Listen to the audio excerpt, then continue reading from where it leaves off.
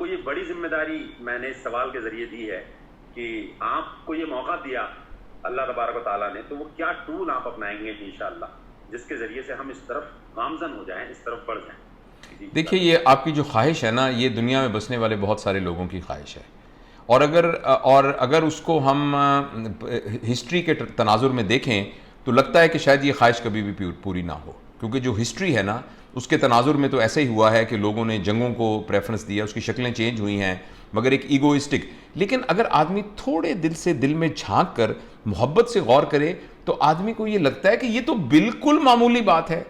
دنیا کے اندر اگر 164 پتہ نہیں کتنے ملک ہیں، مجھے ایگزیکٹ پتہ نہیں ہے، 164 ملک کے سربراہ، ان میں سے جو بہت اہمیت والے ہیں وہ اوپر کے 10-15 لوگ ہوں گے، وہ 10-15 لوگ اس بات پر کنونس ہو جائیں کہ یار ہم نے آپس میں نہیں لڑنا، تو لڑائی ختم ہو سکتی ہے. تھیوریٹیکلی سپیکنگ تو یہ اتنی سمپل سی بات ہے کہ یار کوئی بات نہیں، ہم انشاءاللہ سب کی مدد کریں گے، وسائل کو بانٹ کے کریں گے، اور ہم اس پر نہیں کریں. آپ کارٹون فلمیں دیکھیں، کارٹون فلموں کے میرے والد صاحب نا جب بہت زیادہ، وہ اللہ ان کو غریق رحمت کرے، جب بہت زیادہ کوئی ٹاک شو میں پولیٹیکل ہوتا تھا، وہ کہتے تھے یار میرا فیوریٹ چینل لگاؤ. میں کہتا وہ کون سا ابو؟ وہ کہتے تھے ٹام اینڈ جیری. میں کہ کیوں؟ کہتے یار دیکھو وہ لڑتے بھی رہتے ہیں، اینڈ میں اکٹھے بیٹھ کر پھر وہ کھانا بھی کھا رہے ہوتے ہیں. تو میرا عرض کرنے کا مقصد یہ ہے کہ آپ کی جو خواہش ہے، یہ خواہش دنیا میں بسنے والے بہت سارے لوگوں کی خواہش ہے. اگر ہم ہسٹری کی یعنی گراف کو اوور پلاٹ کریں، لگتا ہے کہ یہ کبھی بھی ایسا نہیں ہوگا کہ دنیا اس طریقے سے امن کا گہوارہ بنے گی. لیکن اگر ہم اس کی امکان کو دیکھیں تو اس کا بہت امکان موجود ہے.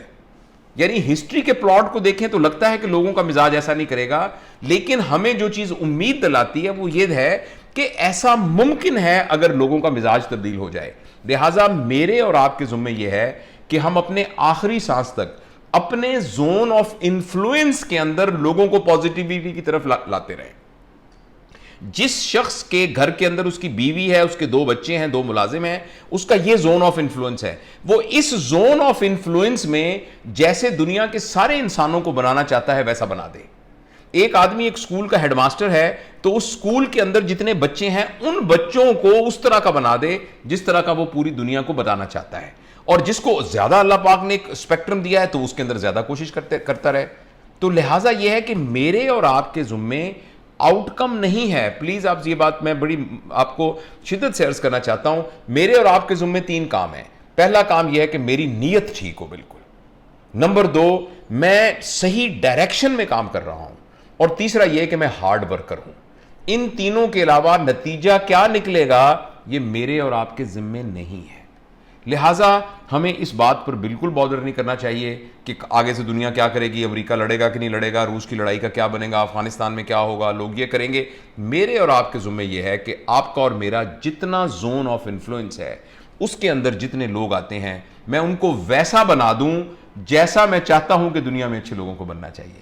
کچھ لوگ ایسے ہوں گے کہ جن کے زون آف انفلوئنس میں 4 لوگ بھی نہیں آتے ہوں گے، مگر ان کے زون آف انفلوئنس میں ان کا اپنا آپ تو آتا ہوگا.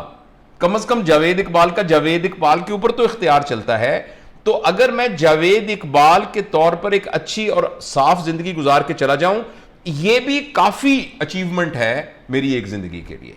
تو میں زندگی کو اس طریقے سے دیکھتا ہوں کہ اس طرح کی آؤٹ کم کو ہمیں خواہش کرنی چاہیے، اللہ سے اس کا فضل مانگنا چاہیے، لیکن کوشش کرتے رہنا چاہیے اپنے زون آف انفلوئنس کے اندر.